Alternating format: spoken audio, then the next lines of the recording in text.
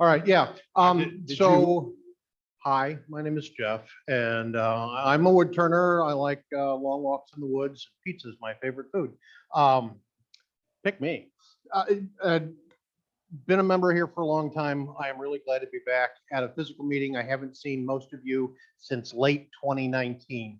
2020, early 2020, I was on the road with the woodworking shows, and I missed all of the first couple of meetings, first couple of month meetings, and then the world closed for a while. And when it was time for the club to get back online and come back to full-time in-person meetings, I was back on the road, and apparently the people that scheduled me and the people that scheduled the meetings do not communicate well. So there was always a hard conflict. So first and foremost, I'm really happy to be back, and it's great seeing you guys in person. This is awesome. All right, Tom called me up a couple of weeks ago. He said he wanted me to give a breakdown of AAW. This is the big national symposium that is put on by the American Association of Woodturners.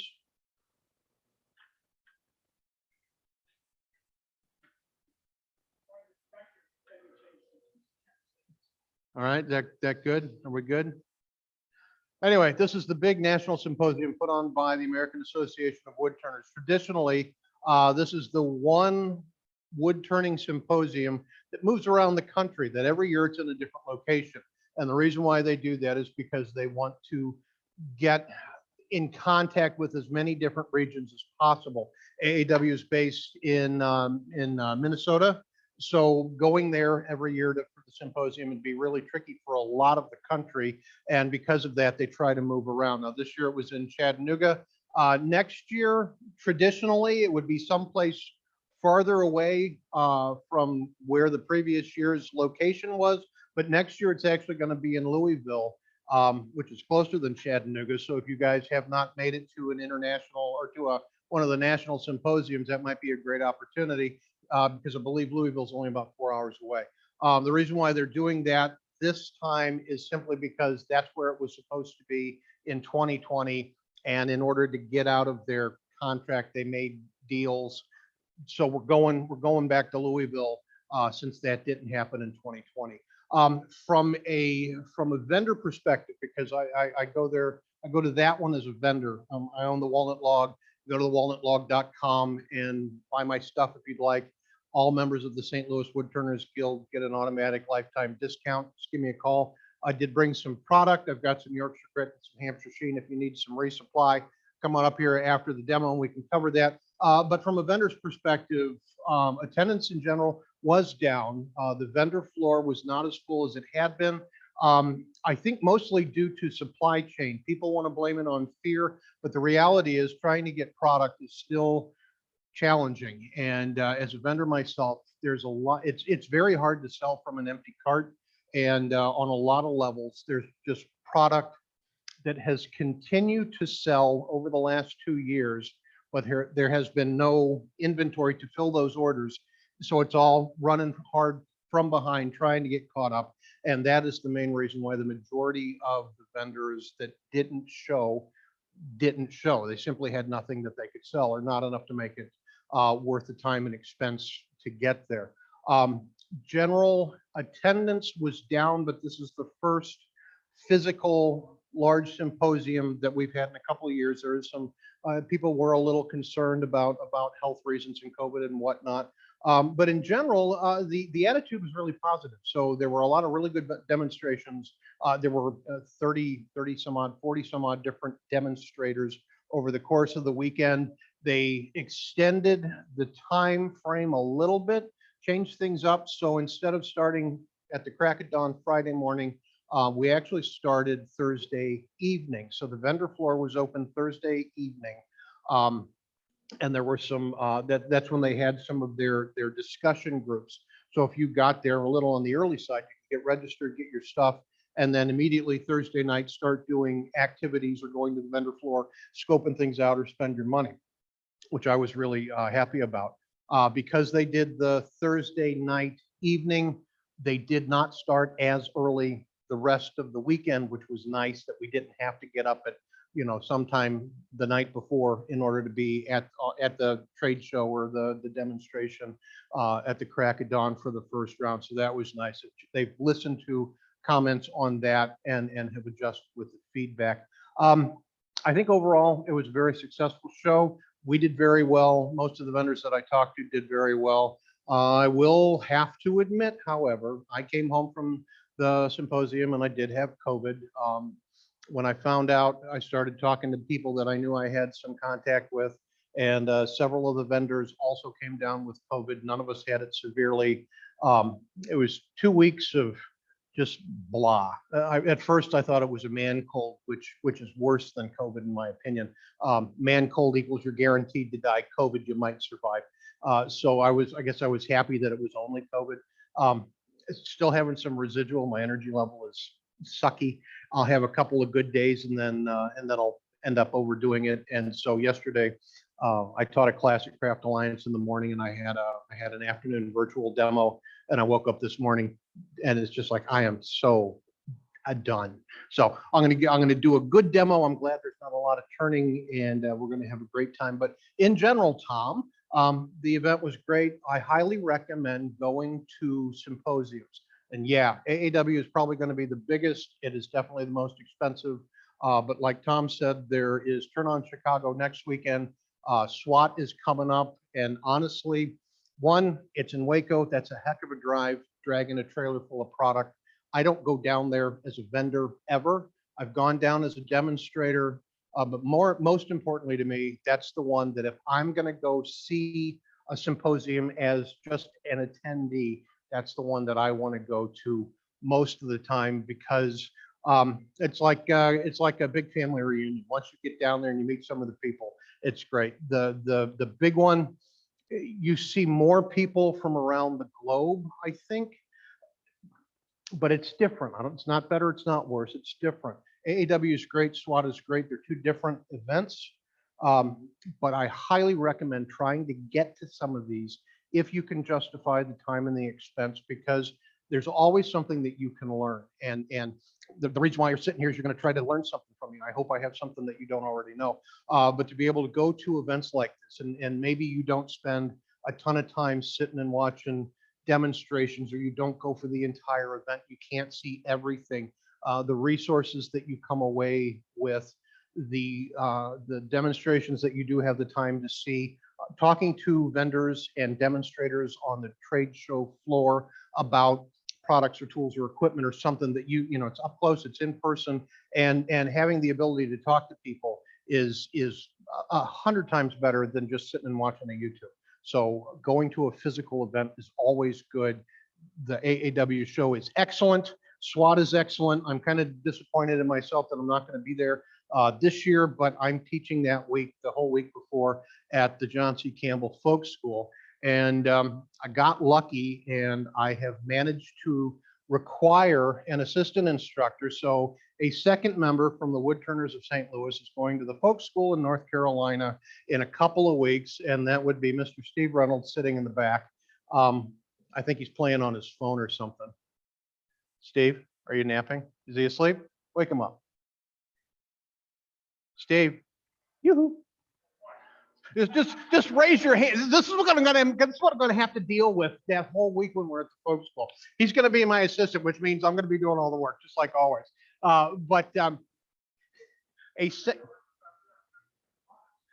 Well, you got to keep me awake. Your job is coffee. That's your primary job. Get me coffee, and everything will be fine. I'm really happy that he agreed to do this, that he's taking time out of his schedule to come down and be my assistant. And again, being able to go and take a class somewhere, the folk school in North Carolina, there's Mark Adams in Indiana, there is Arrowmont in Gatlinburg, there Penland out west, there's schools everywhere. And the deeper I get into this as an instructor myself, the more of these places I see. Local resource, Craft Alliance School of Art and Design. I teach there. It's a great resource. There's always some way to take another class or talk to another instructor and advance yourself somehow. If you need mentoring or private lessons, I do that as well. Consider me a resource because that's what I want to be, not just from a vendor perspective, but I need gas money too. So buy my stuff, and I'll make sure I take care of you with a good discount always. But try really hard to do some hands-on things. Weekend Warriors and University of YouTube is great, but it's no substitute for somebody adjusting a tool in order for you to get that perfect right cut. Okay. All right. So that's it from all of that. Let's get on to some demonstration. Hi, my name is Jeff. I'm a woodturner, yada, yada, yada. And today we're going to do basket illusion. So if you go to the overhead real quick for me, let me give you a small idea of what we're going to do. So this was my practice piece for the demonstration. There we go. This is my practice piece for the demonstration. It is a plate, and for the record, the official difference between plates and platters is a plate is a dish that you eat off. A platter is a plate that you serve from. All right. So yes, size is a difference, but it's irrelevant how big or small it is. Basically, you eat from a plate, you serve from a platter. That's the official definition. Looking at me, my plates are kind of platter size, and I'm all right with that. But you use that as you will, and your mileage may vary. Anyway, so we're gonna do a plate. Actually, we're gonna do a platter because I don't think anybody wants to eat off of something like this. I started out with a piece of maple. So let's talk about wood selection real quick. When you're doing anything with color, you really need to be mindful of both the material that you're working with and the material that you're using as your coloring agent. I'm using art markers, which I'll talk about in a few minutes, but with a lot of my work, I oftentimes use dyes or inks, and those are colors that are normally translucent to a certain extent, that they're not opaque colors. So because I'm using a translucent color lots of times, I might want to make sure that I'm only working with a light colored wood so that the tone of the color of the wood, the species of the wood, doesn't interfere with the color that I'm trying to apply. Now, if I'm using, if I want to do basket illusion on walnut or something, I probably don't want to use a translucent type coloring product. I want to use something that's more opaque. So an actual paint would probably be my better option for something like that, simply because of the color tone of the base wood. My preference for color work, and if you know me in my work, I do a lot of color work, is a hard maple. I buy my blanks at Rockler. The local Rockler usually has a 4x4 crate. And the previous manager would always call me and say, hey, we got a crate, come visit us. And I'd go and I'd spend several $100s because this is what I want. I don't want to process. I don't want to warehouse wet wood. I want to buy, because I turn to finish to sell. I want to buy my wood dry, stable, usually in around, because spending a little more money eliminates a lot of time. And for me, making up that time or having that extra time available makes it worth it financially. So I will purchase my blanks, but if you want to use any maple, I don't care. That's fine. Sycamore is a good wood for coloring. Sycamore takes really nice color. White oak, as long as it doesn't have a lot of dark brown streaks like oak sometimes does, would be great. Stay away from red oak for lots of reasons. It's too dark in my opinion, and it's just nasty to turn on a good day. So just stay away from red oak. That's a good fire pit wood. Good for barbecue, makes excellent smoke. And let's see what else. Sweet gum. Sweet gum's a really good wood for color. It's a little soft, and I'm not as happy about the way it absorbs dyes. Dyes being really thin, really viscous material, or the dyes will run on a softer wood much more than they will on a harder wood, just because of the way the grain structure is set. So I avoid stuff like that. Poplar is a good wood to practice on. Poplar, normally purchased in this part of the country, is usually relatively inexpensive unless you get it for free. That's even better. Try to go with the stuff that is the lightest yellow possible. If you're doing color work, avoid poplar with the dark green bands, because that will make all of your colors exponentially more dark, and that usually makes them really ugly. So be mindful of the wood species, the color of the wood, and what you're using as your coloring agent. So again, I'm using art markers. They're a little bit more translucent. A lighter color wood is going to be my best choice. As far as shape, you can do basket illusion on anything. I learned this technique from a member of the Woodturners of St. Louis. He passed away, what is it, Charlie, 4 or 5 years? Yeah, yeah, he passed away 4 or 5 years ago. Dan Burleson, he was a great guy, and he's the guy that showed me first how to do this. So my style is based on his teachings, and he was, I think his biggest thing was, yes, he would do plates and vases, but he liked doing spherical boxes, and he'd do the inside and the outside, and some would be threaded and some would just be press fit. But that was kind of his thing because they sold very well, and he could do them quickly because he developed some techniques and worked with a company called it's one company. Sometimes they go by Easy Jigs, sometimes they go by Chefware Kits. It's the same company. And I just aside, I contacted Easy Jigs a couple of days ago. He said he would if you placed any orders based on this demonstration, let him know that you're a member of the Woodturners of St. Louis, and he would refund half of your shipping on anything you want. He can't do more than that because it's heavy. The jigs that he sells are heavy. You don't have to have jigs in order to do this, but should you choose, let me know, and I'll give you his contact information. I should have had that written down or on a slide, and I don't. There's lots of ways to do this. I'll cover 2 basic ways: the way Dan showed me how to do it without jigs, and the way Dan encouraged me to think about using jigs that I had to purchase. And I got to tell you, using the purchase jigs makes my life a whole lot easier. So we'll go with that.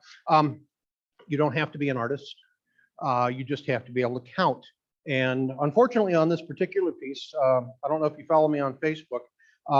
If you come up and look at it and you pay attention, you'll notice that I don't know how to count, or at least I forgot how to count when I was doing this particular piece. You have to know how many spaces, how many beads you have in order to generate your patterns. And when we talk about generating patterns, I'm normally relying on polar graph paper.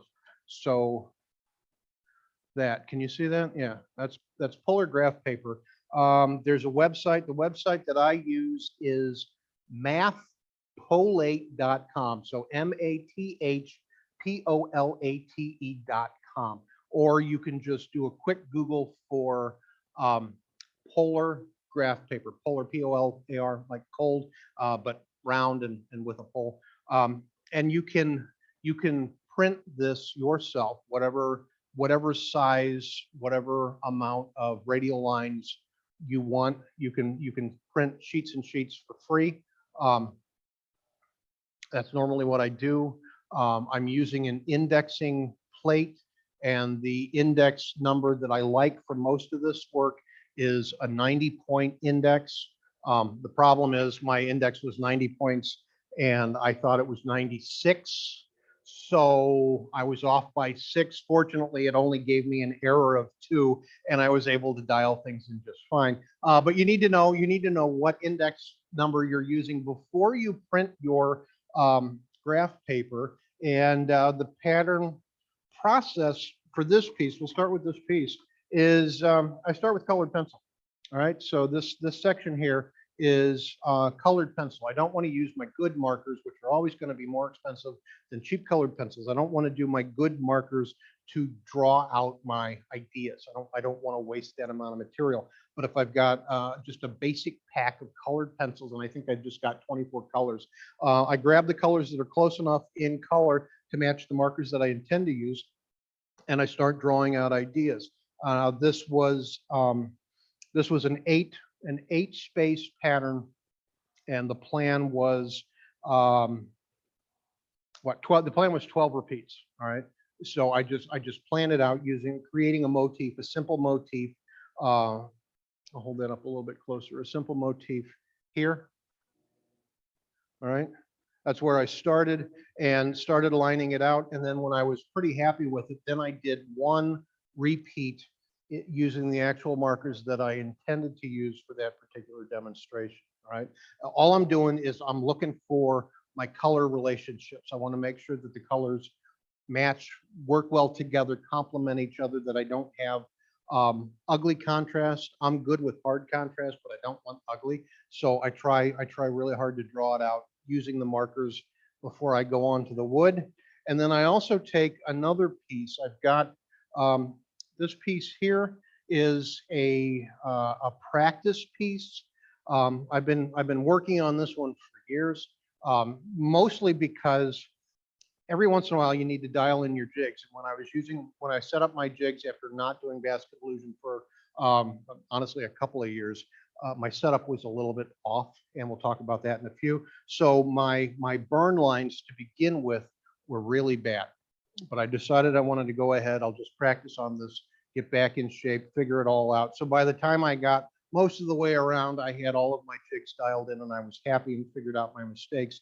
But since I tend to use the same species of wood bought from the same location, I can also use that as a way to test my various colors and various coloring mediums. So over here on this side is mostly the art pens that I prefer to use. And I will use those pens and draw on this piece of wood just to make sure that I am happy with the value of the color that I'm getting. I don't want to start coloring beads on my hopefully finished piece without knowing that I'm going to be happy with the result of that pen on that type of wood. And then I have also tried different types of color. These here are they're alcohol dye artist markers, so much more stable than like the artisan dyes or the chestnut dyes. But you can use the artisan dyes and the chestnut dyes if you have refillable brush pens, which are available. These are prismatic art markers and they're alcohol based.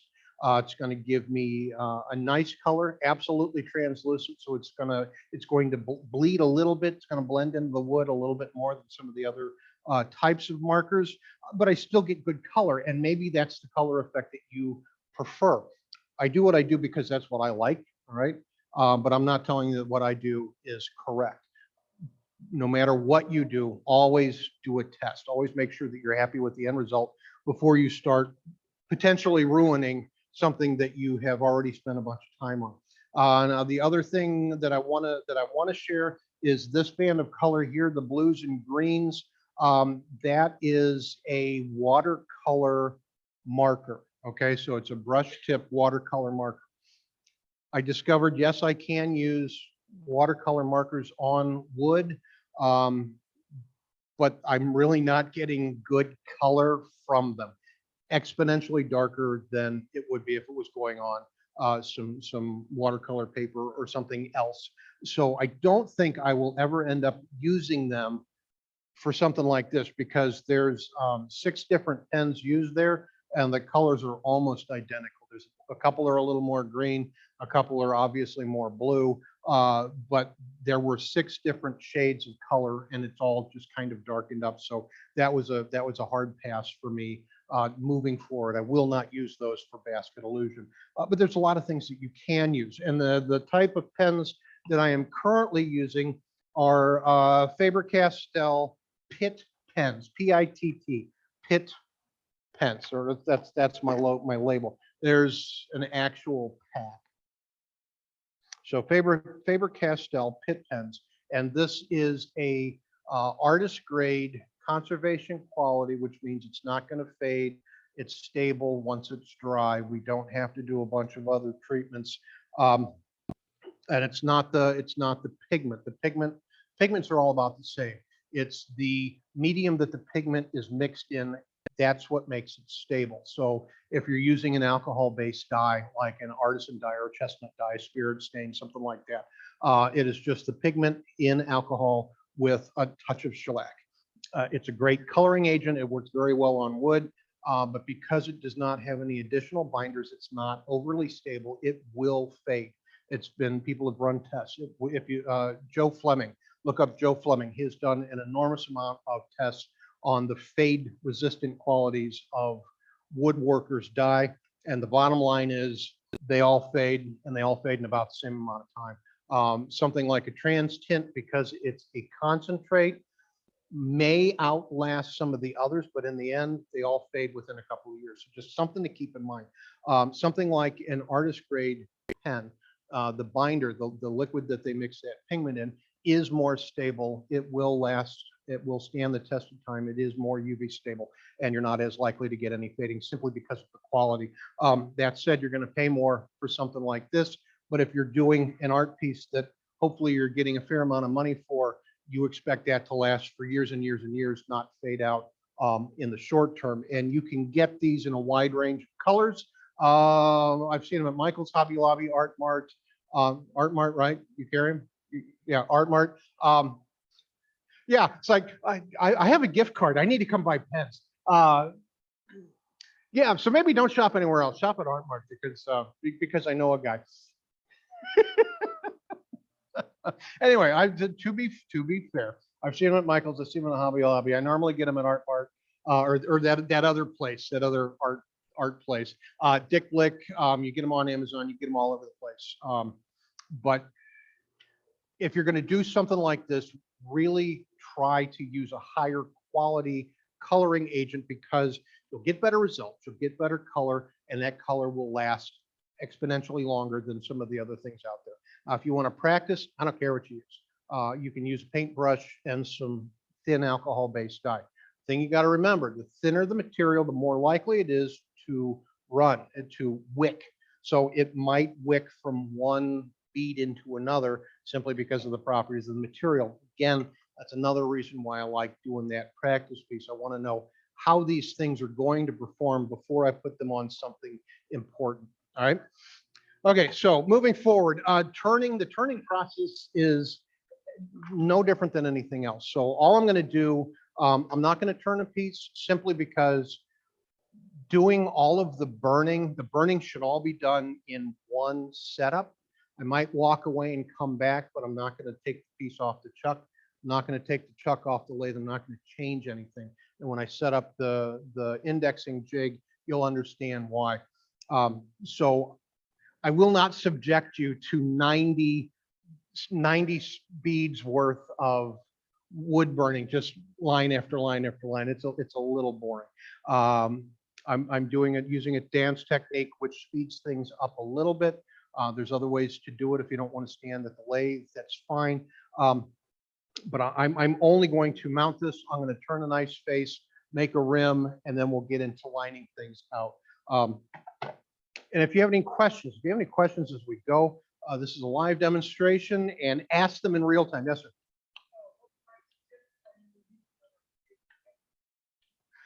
Good question. All right. So, sir? Yeah. Good question. So the question was, see, I was going there, Charlie. You know me, so maybe I wasn't, but that time I was remembering because Mike Mahoney got on me in January about that. Make sure you repeat the question. The question was, what size tip? I can't speak to a lot of the other, I can't speak to a lot of the other pens out there. They all come in different sizes. I don't know what the millimeters are, but on the Pitt pens, I'm either looking for a pen that has an S. Can you go to the overhead?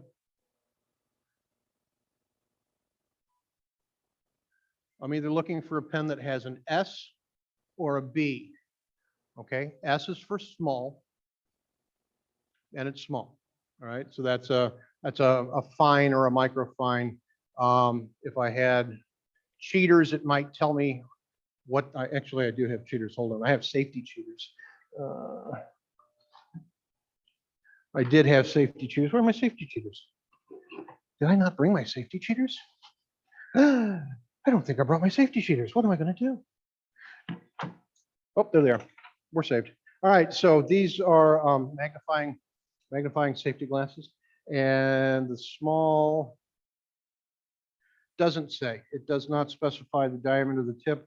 I know it does online. I know that if you go online and you go to buy these, they tell you what the sizes are. Small is good. It's not my personal favorite. And the reason why is because my maker experience, my job experience, My family's business was ceramics, and so I've been using paintbrushes since I was 13. It's been a while, about 43 years now, and I'm more comfortable with a brush tip, and that's what the B stands for. B stands for a brush tip. So something like that, and you can come up and look at these afterwards. There's the tip. I prefer using a brush tip, but this all boils down to personal preference, how you like to do this coloring, how your hand works, how your eyes work, how you like to hold it when you're working, whether you're wearing magnification or you're using a big magnifier in front of you. There's lots of variables. There are lots of options. One is not better than the other. Again, set up a piece, put some beads on it, and practice. You need to figure out what you respond to the best. And for me, the small one, I will admit, the small one is easier to control. I'm not as likely to overcolor into the next square if I'm not supposed to, but I find the small tip annoying. I prefer a slightly larger brush tip, and it just works better for me. So lots of options out there, personal preference. You can come up and make some colors on my practice piece if you want to when we're done, and that's fine, not a problem. But anyway, yeah, questions in real time are great. If you don't catch my attention, holler out and make sure you stop me. My normal process for something like this is I'm probably going to turn a plate form. So I'm usually looking for just a standard classic OG on the back. Because it's a color piece, I'm going with a recess. I normally don't do these for wood turning president's challenges, and my customers don't know the difference between a recess at 10 and a fully finished bottom and a quick and dirty, which is what I normally do for stuff that I sell. The reason why I do this, however, is I want that socket in there so that I don't have to reverse the turn at the end. I do all of my coloring and have to remove the tenor at the end after I do all of my beading. I don't want to do a bunch of work on the face and then have to flip it over and remove a tenon and risk messing up the work that I've done on the face. So even with cold jaws, if you happen to tighten the cold jaws down just a little bit too tight, you could end up with dimples along the outside edge of your piece. Now, if they're even and it works with your design, that's awesome. But if it annoys you, you're going to have to fix that, which means you're probably going to damage some of the beading work that you've already done. So pick your holding points based on the type of project that you're using. One is not better than the other. Some work better in various situations. And for me, I'm doing color, I'm doing a recess. You don't have to, but that's what I normally do. So in order to start the piece, I would start on a worm screw. I would turn the outside of the piece. I would put a nice OG shape. I'd put a recess. I might actually go as far as sanding and finishing the outside if I intend it to be natural, and that's great. So let's pretend I did that. Let's pretend I have already turned the outside face of this piece, and I put a recess on it, and I'm putting it in, and right now I'm putting it into the chuck jaws. I'm not screwing it onto a screw.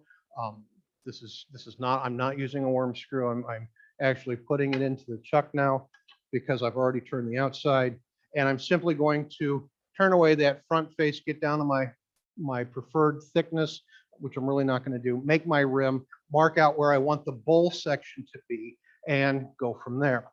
So let's see, since we're using a full blank and this is a demo, I'm going to go ahead and use my tailstock. Any questions while we run the quill out? Anybody? There we go. All right, since we're on a worm screw and this is a live demonstration, I'm going to use all of the safety things that I know I should be using, and I normally use in my own shop, normally. I'm going to wear a face shield because the AAW says I need to do that when I'm here. Actually, I mean, I almost always wear a face shield. This is all I have to work with, and if my wife decides she doesn't like the way I look anymore, we'll be in big trouble because I don't bring a lot else to the table, truly. Now, I'm good looking and I can carry heavy things sometimes. Standard tooling, standard turning tools, whatever you prefer to get the piece into the shape that you want. Always make sure you turn your speed down before you turn your lathe on. If this is a new mount, Got a little wobble out here. I've got a little flutter there. So I'm going to start by facing this this outside face. And again, pretend this is the side of the plate that we would put ice cream or bread or crackers or whatever on. And the only reason why I'm doing it this way, again, is because I do not intend to finish this. I don't want to lose this piece of wood. I'll set it up to do the beading so that you see what I'm talking about. And then I'll take it home and I will return the everything. And this side will become the bottom like it's supposed to be. All right. And really what I want to do is I want to dial in my rim.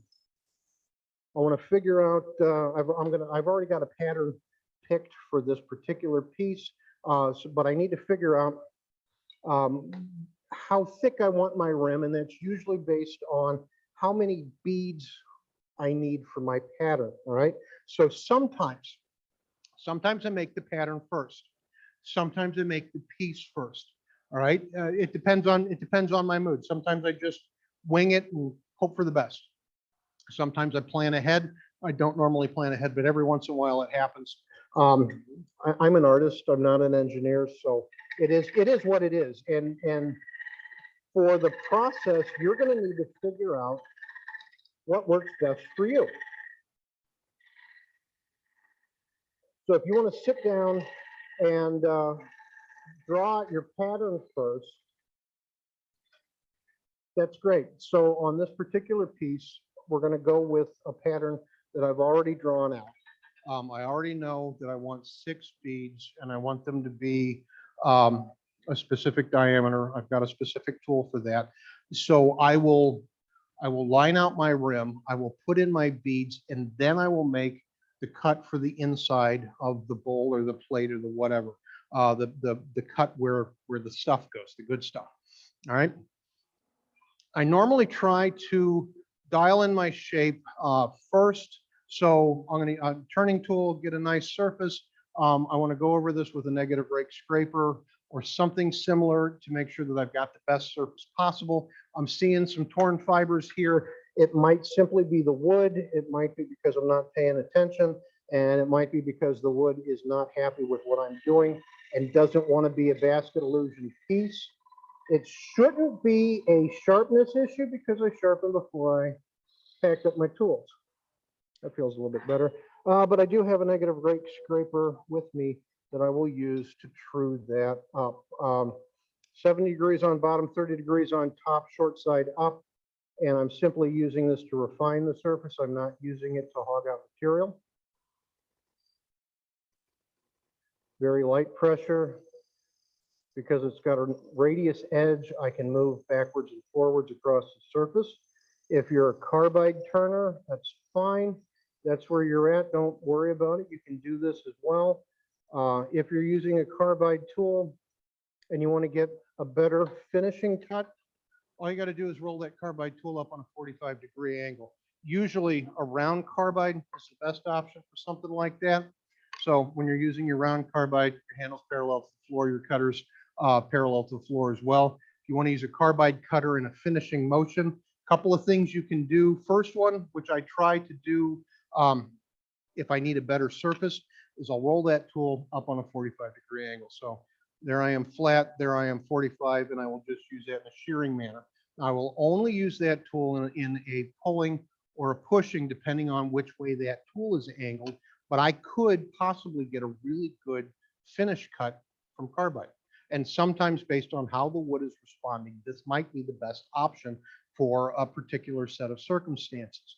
It's not my normal, but having this in my toolbox, sometimes it ends up being what I need. So if you're a carbide user, you can make finishing cuts with that tool really easily. All right, so the next thing that I want to do is I want to go ahead and I want to put in my beads. Now, like I said, I'm working with a pattern that I've already drawn out, and it's we're using the 90-point index plate. We're using the 90-point index plate. We're going to do this one here, and we're going to do one motif, which is going to be 2 repeats of 5 different colors. So one motif, 10 different colors. And I will do that 9 times around the diameter of this piece. It is 6 rows deep. So I have started my piece. I've got 6 rows worth of beads, all relatively easy. And I use a beading tool specifically for this particular job. You can buy different brands, different sizes, different diameters. You can get pyrography tips that are the same shape and diameter as the beading tools. The one thing I will say is I find that the D-Way beading tools make better beads for this particular purpose. The Sorby beading tools make excellent beads, but I feel that the area in between each of the beads is too wide. And when you're using a Sorby tool, it's just the way the tool is made. I should have thought to bring one of my Sorby beading tools so you could see the difference. But I really do prefer the way the D-Way tool works. Let me hold that up. You can see that. I'll hold it over the white. All right, can you see that? It's kind of got a rounded forked edge. Again, you can come and see this in person, up close and in person after the event. But it's basically a rectangular bar that has a radius surface and 2 very sharp prongs. And because of that, the space in between each of the beads is not very wide. That's a good thing. Yes, sir. Play that tip on the black live center. You can really see it. Thank you. Okay, and am I catching the light? There it is. There's the light. Can you see it there? Okay. Anyway, I find that this tool makes smaller gaps in between each of the beads, which improves the look of the illusion and allows you to not have to do as much burning in between each of the beads. I just feel it's a little bit better for this particular process. If you don't have one of these, you've got a Sorby beading tool, go ahead and use it just to see if you like the concept of the idea. Practice with it. You might have really good success, but consider getting a D-Way. Sharpening these, this is a scraping tool. It's not a cutting tool. So I would simply use a diamond home and I would flatten that surface or true up that surface. Basically, I want to make sure that if there has been any burr created during the process, I want to remove it. And I want to have my points as pointy as possible. I do not mess with the flute.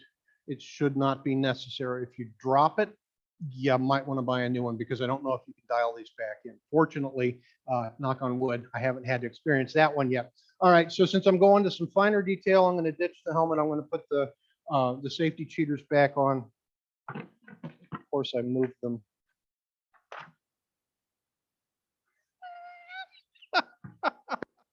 I've lost them again. They're there. All right, so I am wearing eye protection. And speed, whatever you're comfortable turning. I'm not going to tell you because it's not important.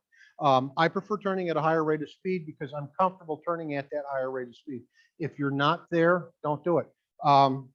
Because I am technically between centers, I'm the safest I can be because I know that I will get a cleaner cut with less effort. I'm running a little bit faster than most people normally would on something of this diameter. It's not a bad thing. It's just what I prefer. I'm going to take my beading tool, and I'm actually going to have to get the tailstock out of the way.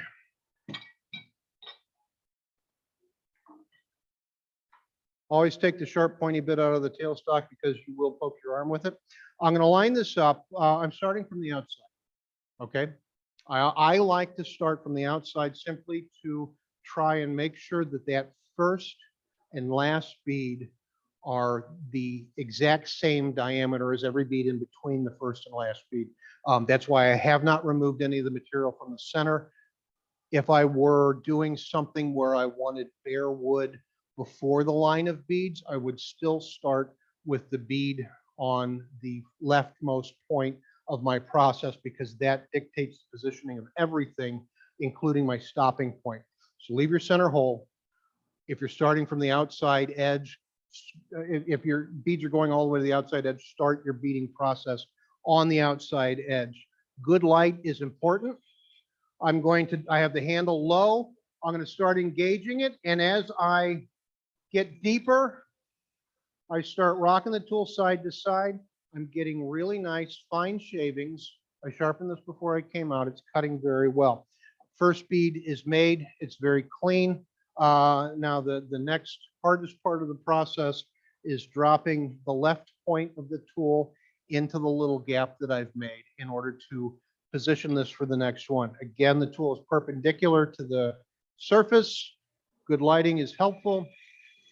Lift the handle, wiggle, wiggle, wiggle, wiggle, wiggle, wiggle, wiggle, wiggle. And I just raise the tool until I get a nice clean crown. When you come up and look at this, you'll see that there is a radius inside, there is a flute, a rounded flute radius inside this. And that's how I know that I've made the bead to the correct size, that it doesn't have a flat, it's got a round that is the same shape and consistency of the tool. Third bead, same deal, start engaging, wiggle, wiggle, wiggle, wiggle, wiggle, wiggle, wiggle, wiggle, wiggle. Fourth bead.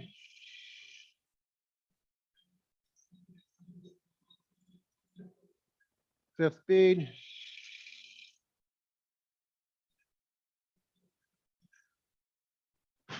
One, two, three, four, five. Always count, especially if you're me. Last bead for this design. Wiggle, wiggle, wiggle, wiggle, wiggle. All right, there we go. I want to go ahead and see if I've got any torn fibers. No. Okay, we did pretty good. All right, so I've got 6 beads marching across the surface. Next thing that I need to do is I need to decide what I want to happen over here. I've already got a plan. This would end up looking like the piece that I brought to color for you. So I would hollow this out and make it kind of a shallow bowl with a beaded rim. I'm kind of liking that design right now. So I would go ahead and put my beading tool down, go back to my bowl gouge, and I would come in here and I would start removing material. Now, because I know I'm going to poke myself and start bleeding, let's go ahead and get this life center out of the way. So any questions while I retract the very long quill? Charlie. Charlie wants to know clarification on the technique. It is lift, wiggle, wiggle. Start lifting the handle and wiggling your hands. So let me grab that. So watch my hand, not the tool. I engage by lifting, right? So handles down. I sneak up on the wood. The minute the prongs start making contact, I start slowly lifting.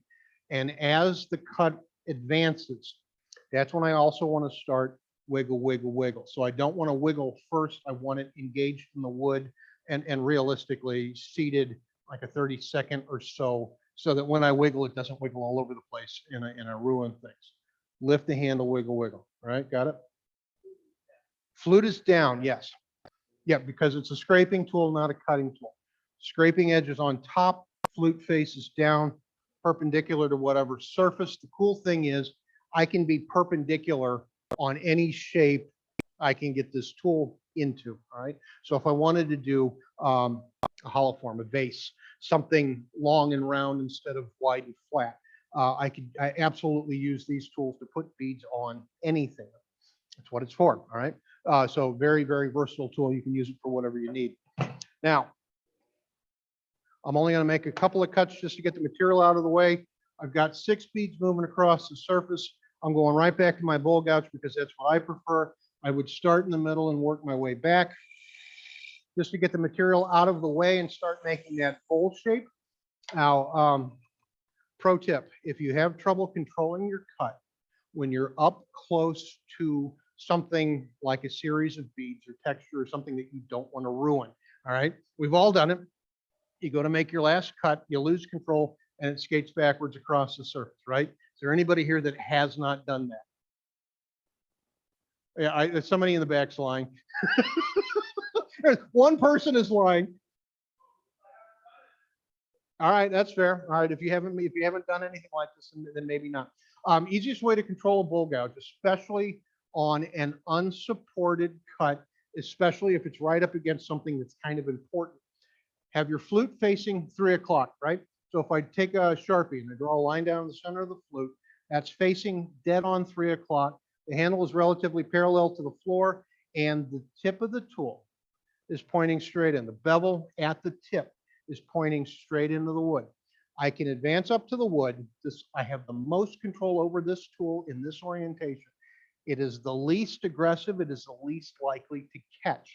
And hopefully, I don't prove myself wrong and it's right across the surface. But as long as I get that cut started, I can then drop the handle, open up the flute, start advancing the cut, and I can do it under control every single time. If you don't know how to make that cut, practice it. It will make your life exponentially better.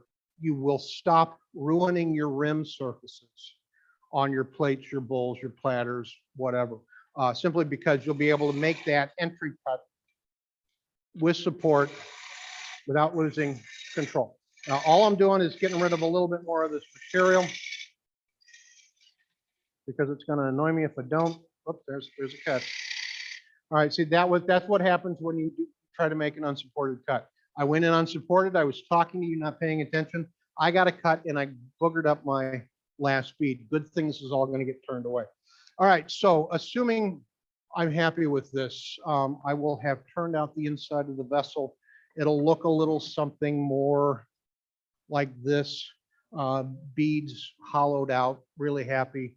I want to make sure that I do most of, I personally want to make sure that I do most of my turning before I do most of my embellishing, because if I find a crack, a void, a flaw, a nail, something that is going to mess with my design, I want to find that before I invest more time and effort in the embellishment. So I will go ahead and I will mostly finish turn almost every single time before I start doing my pyrography stuff. Now let's start talking about the setup for that. There's lots of ways to do it. There's lots of things that you can buy. Lots of companies make various jigs and accessories. You don't have to buy jigs and accessories. And this is the big lesson that I learned from Dan. He talked me through how to make my own jigs so that I could line out where I need to put my lines, my pyrography lines, in order to make this particular thing happen. And those that know me better know that I am not a handy person. So these are very primitive. Steve did not make these, so they're very primitive, very, very primitive.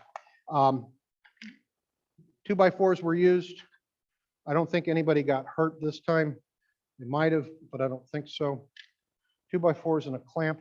Anyway, basically what I got, let me talk you through it. This is a piece of just 1/8" ply, nothing fancy.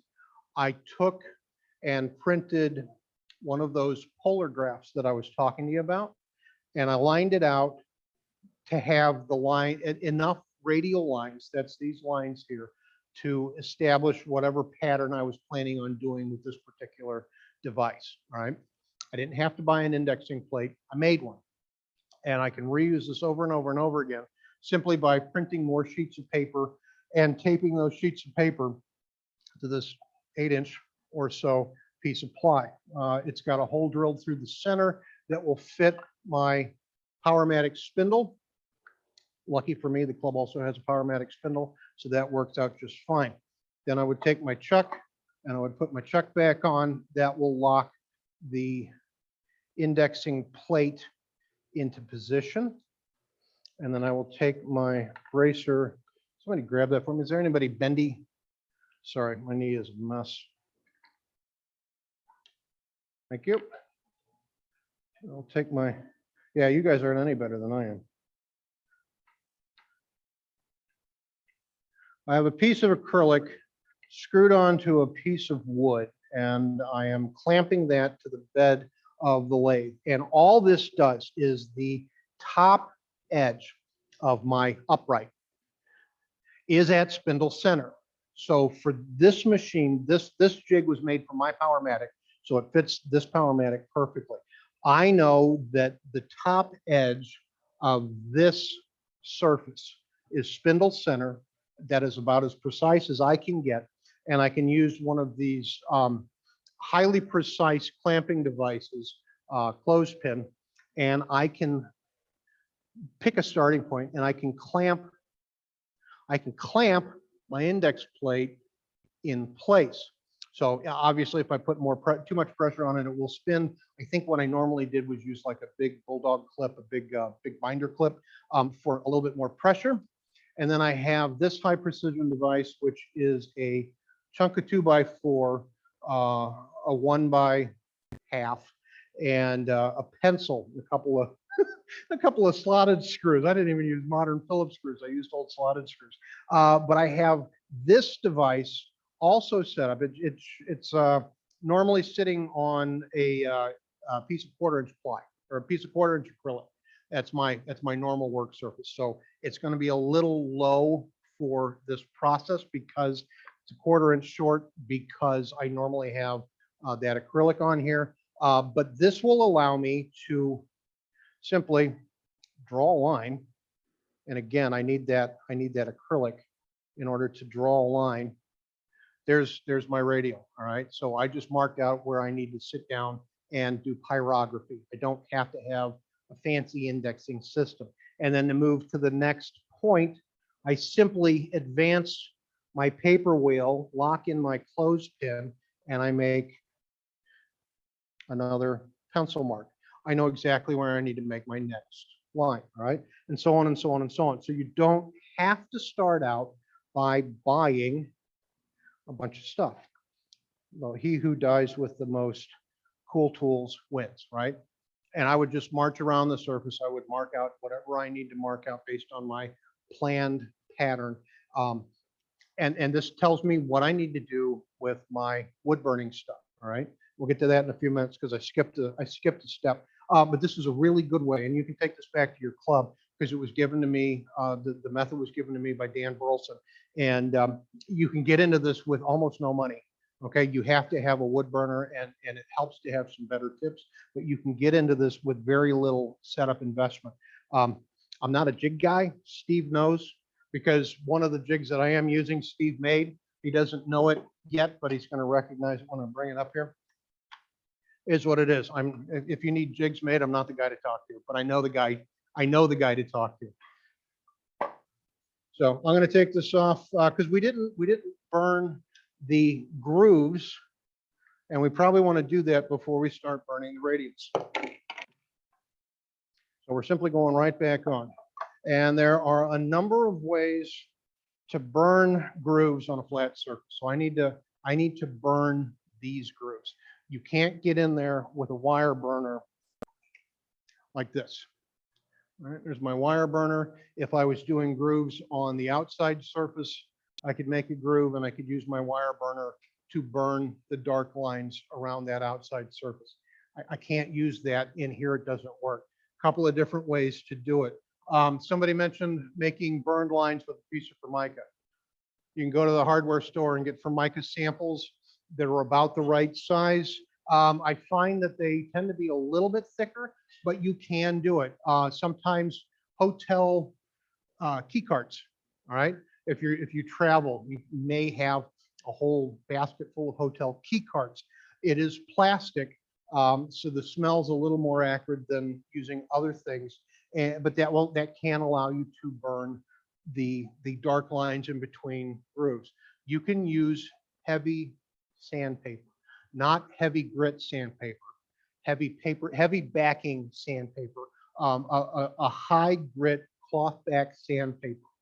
You can use that to burn the lines. You have to be very careful, however, if you're using sandpaper, because you can sand away one edge of your bead accidentally by doing that. Or do something that I saw Carl Jacobson do and use a couple of thicknesses of playing cards. So aces, we're going to go with aces high. Yeah, aces and eights today. With the D-Way tools, about 2 playing cards, and I'll flip something, it'll disappear. No magic skill here. But if I use just 2 playing cards, this is a thick enough paper product that is stiff enough to allow me to generate just enough heat to burn a line in these grooves. And if you're using a tool that made a wider groove, you might go to a third playing card. All right. Having a pair of scissors handy. Sometimes you want to trim the edges because the most of the playing cards that I see nowadays have a plastic coating on them. These do. And because of that, the edges can curl, which makes it a little bit harder to get them in there. But I can use these to burn a line. And if you don't believe me, I'm going to show you. For burning purposes, I'm running at about 1,000 RPM. All right. And just a fair amount of pressure. Puff of smoke. There's one. Fair amount of pressure. Puff of smoke. The edge is already starting to roll. I'd want to trim that again. Try to get in here with the corner. Fair amount of pressure, puff of smoke. That's two. If they're not burning like you want, give a little more speed. That's good. That's good.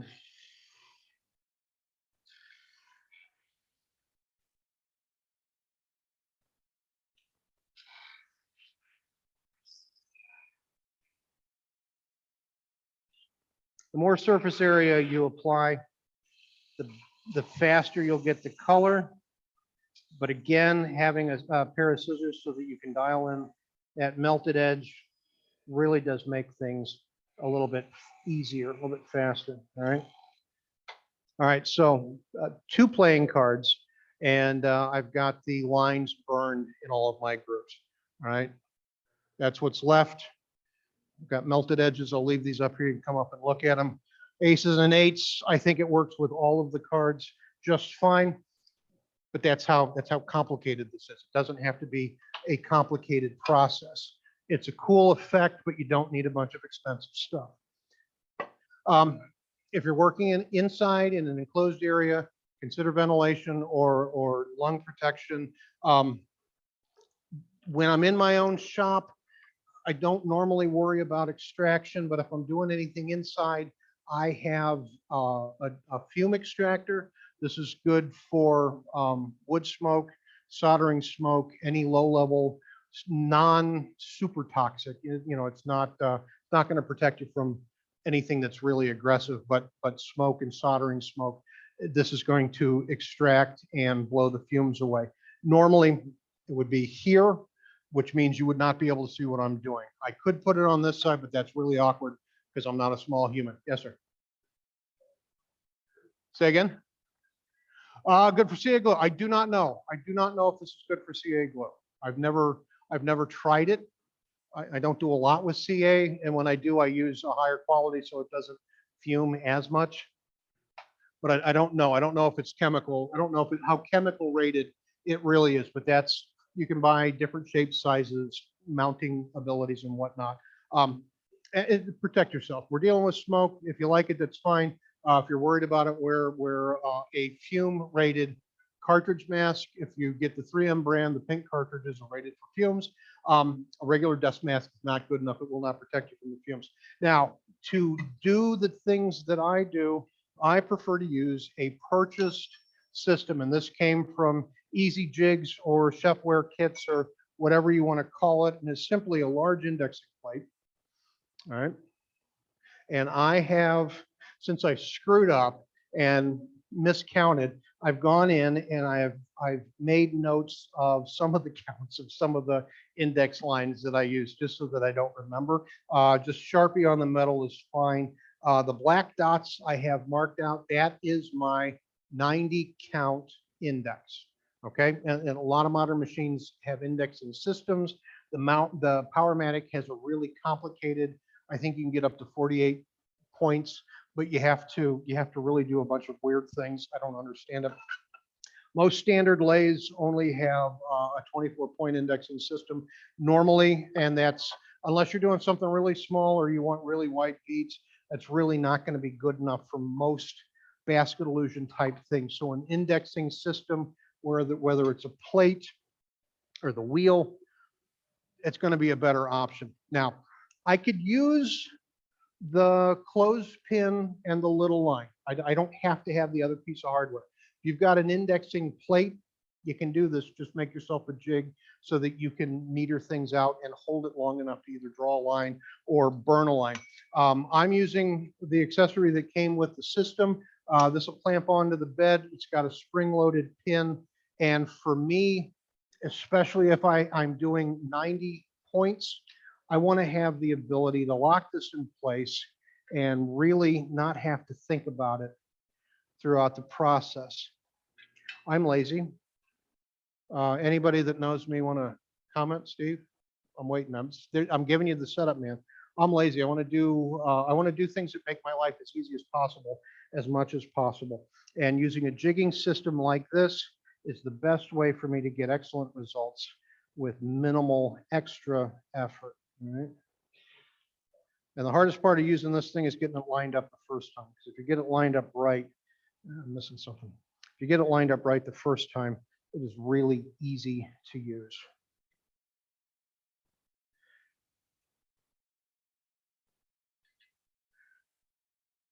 It's going to make a line. Anybody have any questions while I'm struggling here?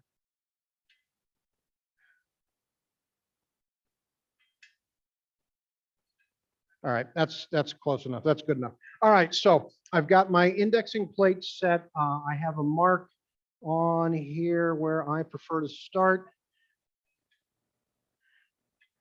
And by using the indexing plate, this will give me the consistency I need. Now, I could go back, I could use the indexing plate with the pencil jig. I could just draw my line, advance a point, draw my line, advance a point, draw my line, advance a point.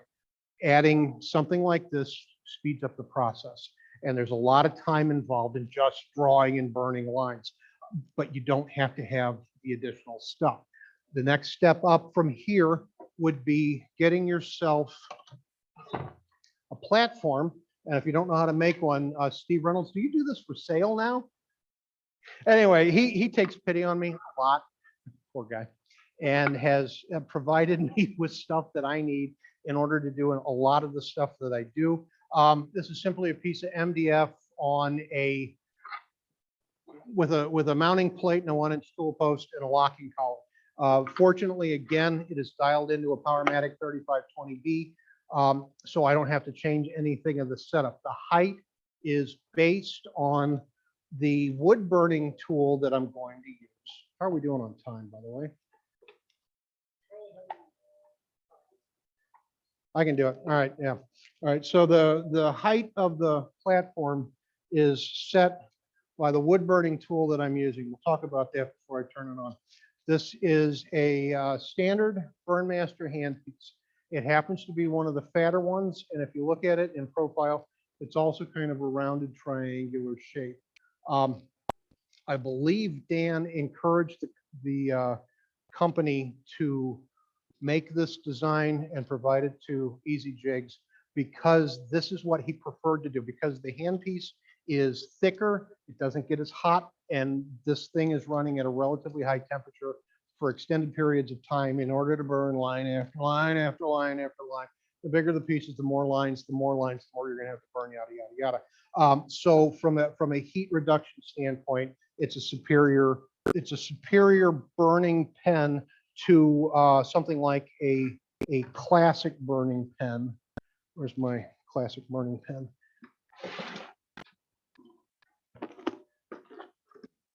It's always easy to line things out when you're doing a demo in your own shop. All right, so when I say classic burning pen, I'm talking about something more like this. It's more pen shaped, more pen size. Works exactly the same, but because the body is thinner, it's going to heat up faster. It's also going to be harder to hold for any extended length of time. And if you build a housing, and this housing is just a block of wood that I split and made kind of a matching triangular shape for my pen, more likely that this smaller pen is going to wiggle around in a holder where this larger triangular shape is going to stay in one place. Because the biggest concern with this process is if your burning tip rotates, because that's really going to screw up your design. It's really going to screw up your lines. Take a look at the black and red piece that I first started practicing on again.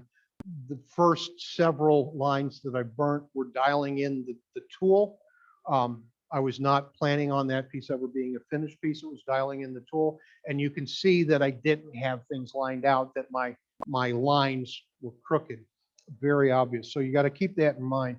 But if you're doing the pencil trick and you're planning on going inside and sitting down and watching TV using a handheld pen to do the lines when you got your feet kicked up in your easy chair, this works great. Okay. The smaller pen size is going to fit in your hand better. It's going to be more comfortable doing the handwork for extended periods of times.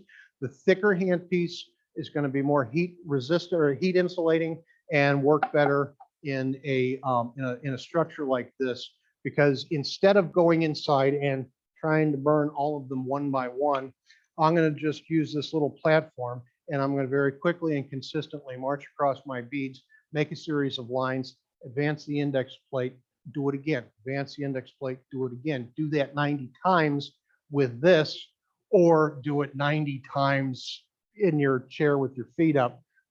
The timing difference is going to be tremendous. And I think the reason why there's not more people doing this particular activity is simply the tedium in getting it to the point where you can color. And then you add the tedium of actually coloring.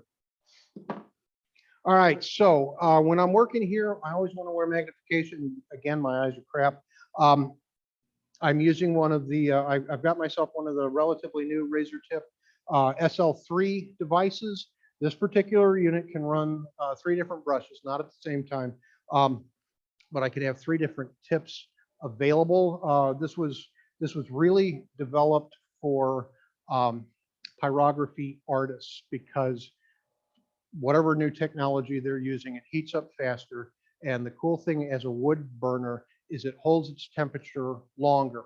So I'm not having to wait for that tip to reheat constantly. It's holding that temperature much longer, and I'm able to do a lot more work in a much shorter period of time. I've dialed in my settings. This brush on maple, I prefer 49. It'll go up to 99. I've had a couple of people ask me, have you run it to 99? No, I haven't, because I'm not allowed to burn the house down. The wife might get fussy. So I haven't run it that high yet.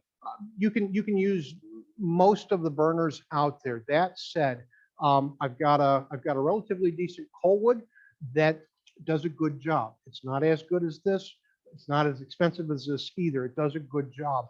I've got a Burn Master that I absolutely hate for this. It doesn't seem to hold temperature as well. It takes a lot longer to reheat, because every time you touch the surface, you lose temperature from the tip of the burner, and it has to be able to reheat that tip so that you get a consistent burn across the surface. So you have to get a burning unit that will do that consistent heat better for you. It'll make your process a lot easier. So the Burn Master I'm really not impressed with. The Sorby Peter Childs, that's really good for very fine art detail. Again, it doesn't put out as much whatever wattage, or I have no idea. It doesn't put out as much heat as either the Coolwood or the razor tip devices, and the new razor tip is just outstanding.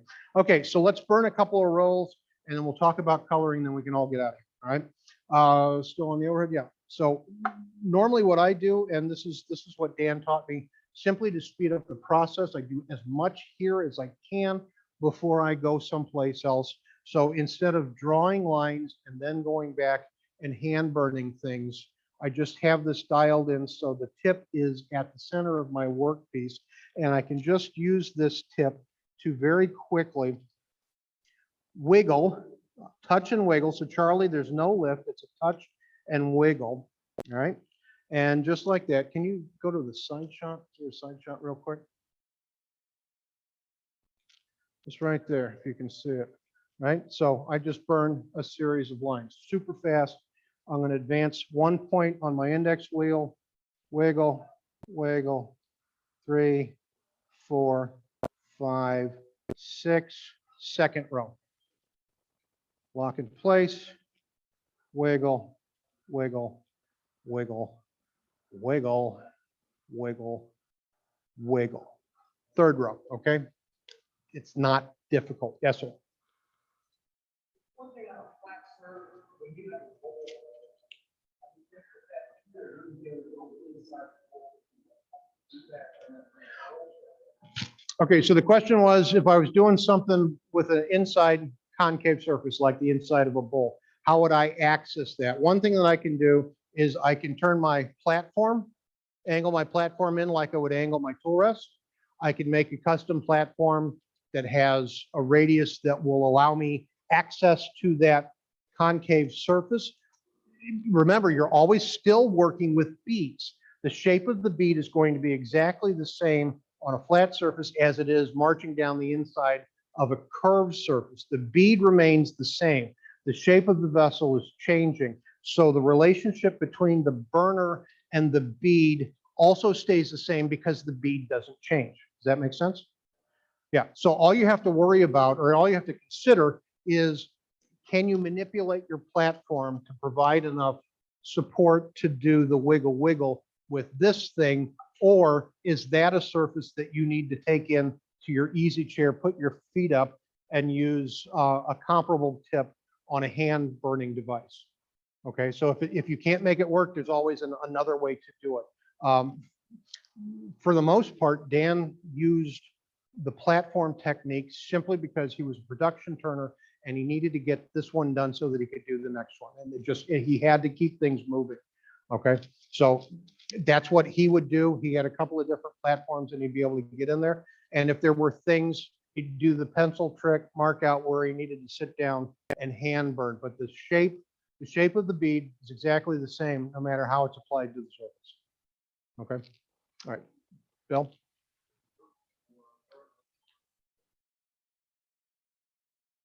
Does it work to burn the lines a little off center to give them a little bit of an angle? The problem is the consistency across the distance. If you look at my practice piece, the lines are, the individual lines on each bead are crooked because the burning tip was crooked in the tool. It's ugly. And as I go across, the burning angle of the tip being off just made it look really nasty. I don't know how you would make a straight angled line without drawing it out by hand and sitting down with a hand burner. Huh? Lower my table. Yeah, I guess it's possible. I guess it's possible. I've not tried it and I don't know. I get my issue would be, I don't know if it would give me a clean enough look with the finished piece. I don't know. I don't know the answer to that question. How about you try it and let us know? All right, sir. Does the tip ever get too hot and bend? I have not experienced that because normally I'm not talking, and if I need to step aside, I'll either turn off the unit or I'll disengage that particular output so that it doesn't continue to heat while I'm not using it. The increase in technology also lends itself to maintaining an even temperature so it's not overheating. And honestly, if I turn this on and I'm burning lines, I'm burning lines. When I'm done, I turn it off. So I've not seen them warp. That said, I have, because the tips that I'm using on this pen are they're wire tips, right? They're pre-made, purchased wire tips, and they're called fish scale tips. That's what they're called, and you can get them in corresponding thicknesses to your beading tools. Because of what these tips are, you can bend them when you install them. So I always do a couple of practice burns on my scrap piece before I do something important, make sure everything's in line. And if you use a pair, you can use a pair of needle nose pliers to just adjust.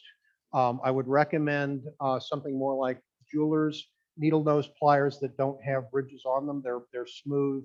They can be smooth flat, they can be smooth round, but I don't want to add additional crimping marks or flaws to the cutter if I can avoid it. So I can tweak it if I need to and adjust that in order to make sure that my lines are good and consistent. It will be obvious if this is not in alignment, all right? Any other questions on the burning process? All right, no? All right, so let's talk quickly about coloring, and I'll let you guys come up here and check things out. Now, this is something that I do like to do, sitting down and paying attention. I'm normally in my office. I've got an art desk with an enormous amount of light and a tremendous amount of magnification, simply because if I don't have light and magnification, I can't see for something like this, especially if it's more tedious work. Having a magnifying visor works really well for me. All right, and this particular one has, it comes with 4 or 5 different magnifying inserts. So I could raise or lower the magnification power. I could double them up. I could have 2 on here if I want. I could use 2 of them in at the same time if I need that level of power. And like I said, I prefer the brush tip because I've changed things. I need to make sure I grab the right pen before I do any coloring. So that is number 186, 186. All right, so I did one repeat of 5 different colors. So the next color should be the same as the first. I'm using a brush tip, and can you see here well enough? Okay, I'll just work here. All right, so for me, again, I need to be super close and I need lots of magnification. As a painter, as a longtime brush user, it's natural for me to hold this like a pen. It's also natural for me to kick out my pinky and use my pinky as support on whatever I'm doing. If you do that, make sure your pinky is clean. Make sure you're not eating barbecue or have a lotion on your hand that may stain the wood. It can happen. Pay attention to something like that. You can get finger cuts, look like little finger covers. We'll go with covers. And so if you're having a lotion day and you need to put something on your finger, you can use that to minimize marring, leaving sticky fingerprints on the surface of the wood. But be mindful of that. You can leave handprints all over the place that you won't be able to get out because they will be absorbed into the wood. And but I want that support. I'm not trying to hold my hand out in the air. I want it braced on something. So because I'm right-handed, coloring one direction is going to be easier by nature because I can balance my hand on the piece of wood. And because I'm used to using a paintbrush, I'm only using a drawing stroke. I'm not going back and forth. This is not Mr. Miyagi paint the fence. I'm only drawing the brush one direction, and I'm doing that to maintain control. I have more personal control. Sorry, I'm trying to get it back so I can see it without having it not on camera. I can do that and get an enormous amount of control. Normally I'm like this, okay? But for the purpose of the demo, I'll be a little bit more awkward. And if I've got 2 beads that are the same color, I will go ahead and fill that all in. I'm trying really hard not to have any overlay of color onto a bead that doesn't get that color. I'll tell you how to fix that in a minute. But I'll march my way down and I will do 1/2 to 3/4 of every bead in one continuous direction. So I will do, there's 6 rows. I will do that one and that one. I'll do these 2 and these 2 and these 2 and these 2 in that same direction. But you can see that I'm not doing the whole bead. It's awkward for me to try to catch the far side of that bead in this orientation. So I would then need to flip this around. Now, I don't think I'm going to be on camera because I have to hold it in close like this. But when I do, I still kick my pinky out, and I'm actually bracing my pinky on my left index finger. So let me come over here. Right, there's my left middle finger, and I'm bracing my pinky on that finger so that I can catch the surface from the other side with support. I don't have the ability to put my finger on the piece anymore. I have to put it somewhere for support, so I brace it on my own hand. Okay, don't try to freehand a brush that doesn't need to be freehanded. Just your index finger on one, or your middle finger on one hand and your pinky finger on the other hand can give you enough support to do the rest of the bead coloring. I'm doing most of it in the way that I can support against the piece that I'm working on. I'm doing the least of it in the way that is a little bit more awkward. But if you can master this, you'll be able to have a lot more control over the coloring process. All right, does that make sense? And paying attention to the coloring process, that's the biggest thing. If you're tired, if your head's not into it, don't, because if you make a mistake, you're going to get frustrated because you might not catch the mistake until the very last couple of beads when you realize you're off by 6 spaces, and that's kind of a pain. But if you make a mistake during the process, there's a couple of ways to fix that. One, you can try to grab a very small piece of sandpaper. You run the risk of changing the shape of your bead, sanding it flat, and it's really not going to do the job that you need it to do. The easiest way to remove color that you did not intend to have is with an X-Acto knife. All right, so I've got it's the Excel. This is the Excel knife. I prefer that over the X-Acto. It's made in the United States, and the blades seem to hold an edge longer. All right, so and I buy blades in packs of 100. I go through a lot of these simply because it's the best way to remove color. So what I'm going to do is I'm simply going to use this blade as a scraper, a very fine, sharp scraper. And I'm going to, can you see this line right here? Can I see that right there? All right, so I'm simply going to drag that sharp edge across the surface of that color and scrape it away. And if I need to change how I hold it in order to access that a little bit better, I will. Scrape off some color on that one. So an X-Acto type knife, that's my eraser. Oh my gosh, I screwed up. I did something I shouldn't have done. You know, I've uncolored several squares before simply because I screwed up and it would have ruined, I was too far into it to turn it away and start over again. It's tedious, but it will get you out of a lot of issues. Try really hard not to make the issue up front, but if you do, you can fix it with a regular old X-Acto. I'm using a slightly more expensive one simply because the blades are superior and they do seem to hold their edge a little bit longer because I'm abusing them and using them as a scraper instead of a cutting device. Finishing, totally up to you. If I'm doing something like this, my finish needs to match the overall feel and appearance of the piece. So one thing I need to make sure is that whatever finish I use doesn't contain a solvent that is going to react poorly with the colors that I use. Make sure you test, okay?